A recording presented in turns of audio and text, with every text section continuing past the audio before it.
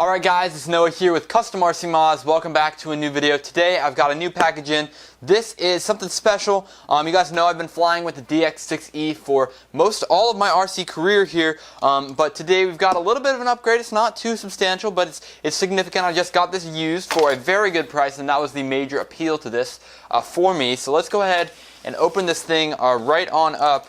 I don't even know how this box works, but we're about to find out, I guess. So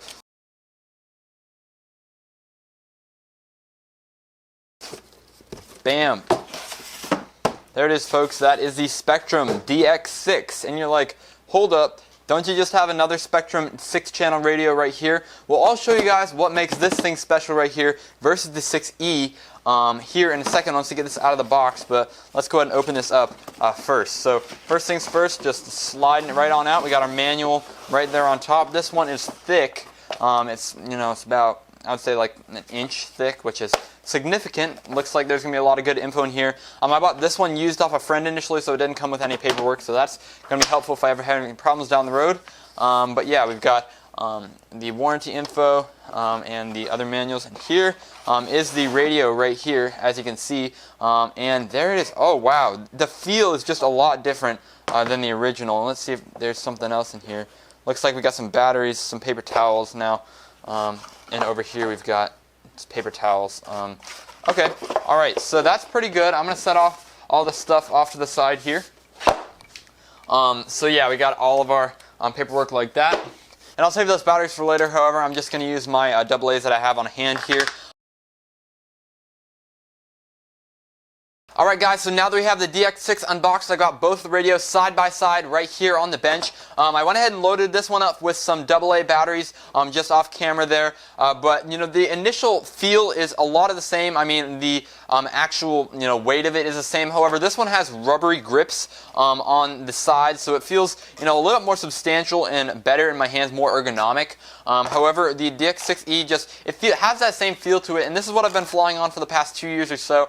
So I mean, it's not a bad feeling to it. It just has that plastic around the edges that makes it just feel a little bit cheaper in terms of the build construction. But other than that, the main difference here is that this one has diversity antennas, meaning that it has one antenna in the handle right here, as well as one antenna obviously on the antenna mast up top. So that's going to give me a lot better signal quality, hopefully. When I fly at the park with this thing just as it is, I have a lot of problems with dropouts even on genuine Spektrum receivers sometimes. So having diversity is going to be a lot better. And my main issue with that is that I have that water tower that I fly at my field has a cell tower on top of it, which obviously is transmitting signals that will interfere and give me some breakup. And it's just not always the best, especially on these single antenna radios here. So I really like the DX6 now that I've got my hands on it, and it feels everything I want it to. Again, like I said, I went ahead and loaded it up with some AA batteries so we can flick it on.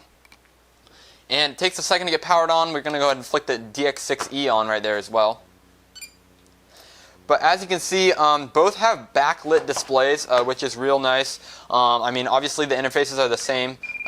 We got basically the same scrolling interface on both. The sounds are a little bit different. This one actually has a built-in voice speaker, so I can go ahead and do custom voice systems, so I can tell it what I want it to say.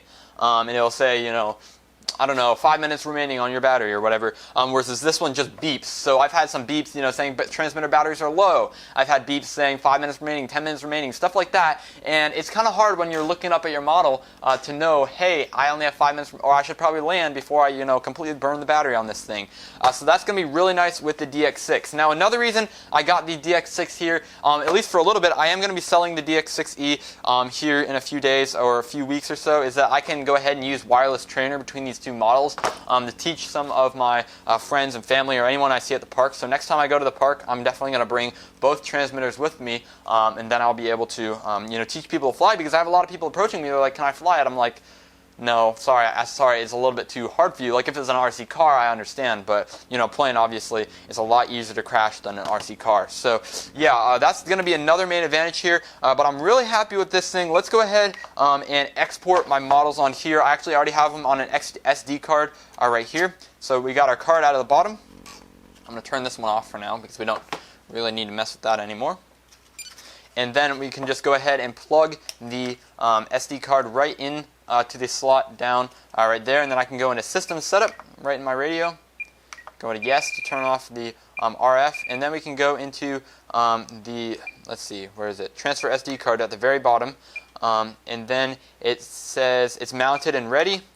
We can go ahead and import all models on here. Then we can go ahead and transfer. Now we're going to let that load as my models import off of the DX6 onto the DX6. Alright guys, so we've completed the model transfer between the 6E and the DX6 here, so I'm really happy with that. Of course you can see they're both displaying the same things on screen right now, which is super cool, because now I can go into my model menu and now all my models, the Viggen, Scout, Arrow, Baron, Mustang, etc., all the way down to the Nano Goblin are in this radio, and it's ready to be used. Of course I still have to bind each individual model to this so it knows the little frequency, it knows how to talk to the receiver, but other than that, my rates, my trims, all my my name and all the other utilities that I have within these radios is now available. So I'm really happy with that, and I can't wait to get flying with this thing. So yeah, if you enjoyed the video, thanks for watching. I'm going to be doing some videos here in a little bit talking more about buddy boxing and things like that between these two, especially the wireless systems and teaching other people to fly, stuff like that. So yeah, stay tuned for that content. Thanks for watching guys. I hope you enjoyed it, and I'll catch you guys in the next video.